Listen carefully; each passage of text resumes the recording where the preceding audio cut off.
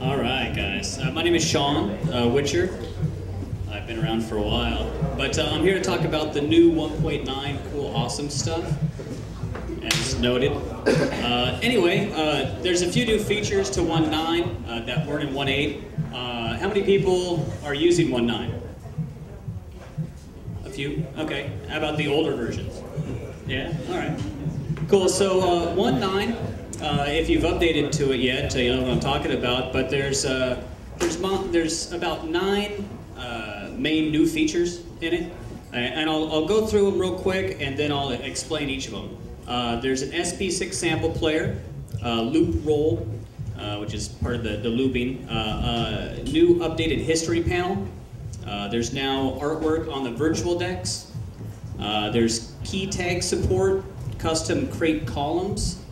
I'll explain that later. There's a files panel, which it isn't really new, but it's a new name. Anyway, iTunes tweaks, a few of them, and there's a feature called live feed too, which is weird, but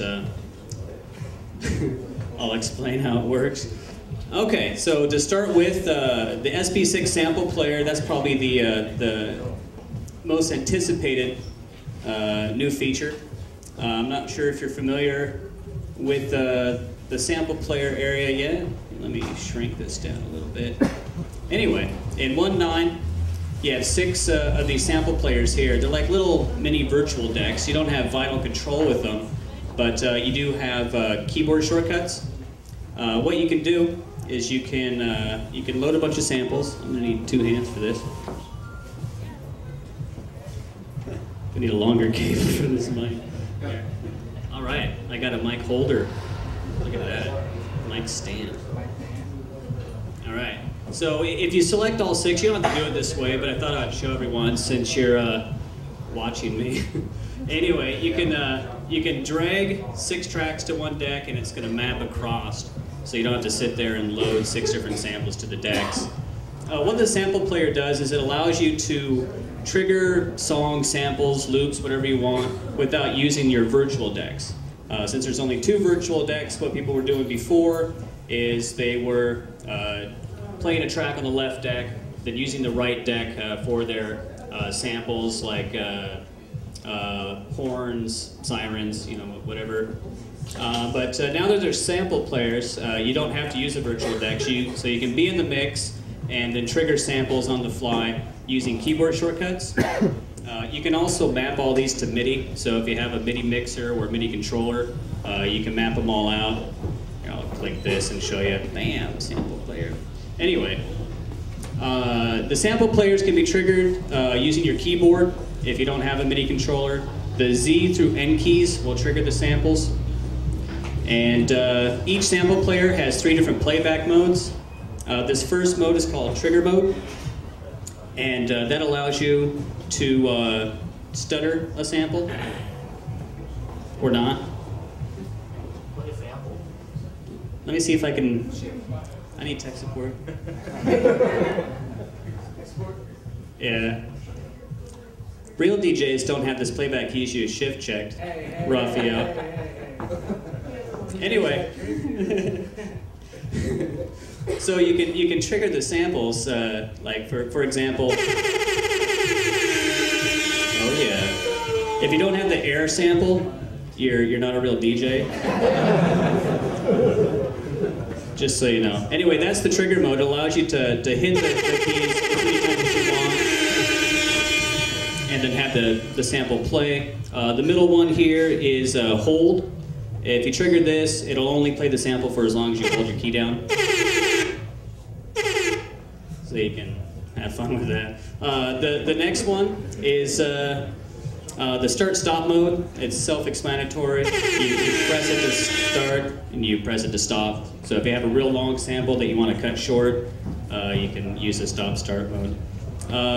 You can loop samples. So if you have a real short sample that you want to have just continue to play over and over again, you can do that. Let's do the laser. Oh yeah, just have that going all night. All right, and let's see. You can eject the samples if you want to. You don't have to. You can just load new ones over the old ones if you want. There's a small waveform here, so you can see the length of your sample if you want to. Each sample has its own level control, so you know where about the level is for each of these. And there's a close your eyes. This is in the new 1.9. Oh darn it. Okay. So anyway, in the 1.90, there's a separate level control for each sample deck, so you can control the output level individually. That way, if you have a sample that's louder than the other, you can turn it down or turn it up, whatever. There's a master gain control too, so if you need to quickly turn down all your samples, you can do it using the master gain. The output for the sample player, when using the SL3, you have the left deck, a right deck, and then also an auxiliary output. Most people using the SL3 will choose the auxiliary output. That way they can route the sample player back into their mixer and then put an additional effect just on the sample if they want to. With the SL1 and the 57 that we're using now, you have the option of going through the left deck, the right deck, or main. That basically assigns the sample player to only come out either the program 1, program 2, or the main, which will come out either. So it really doesn't matter what channel you have playing, you're going to hear the sample. Let's see. All right, I think that pretty much covers the sample player. Moving on. All right, loop roll. I always forget the keyboard shortcut for loop roll.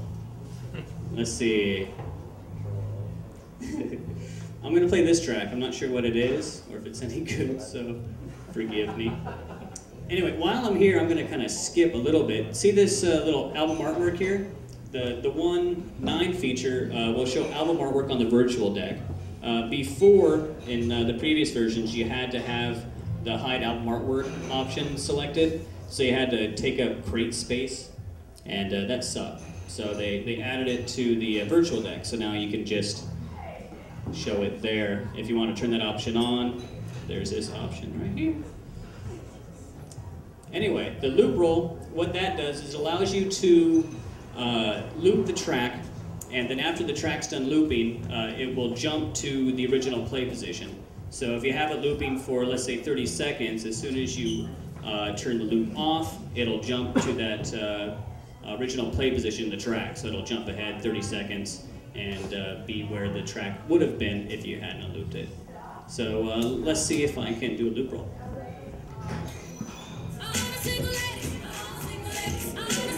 Okay, so the loop roller's a keyboard shortcut. Control, Alt, and then you hit the number for the loop you want to use. So, oh yeah, roll that though. Doesn't sound like much, but if you do the song, you would know that it just snaps back where it was. You can virtually do that in the mix too, which is pretty sweet. Yeah, so pretend I'm mixing. Yeah, okay. So, a small addition, but it's fun to play with.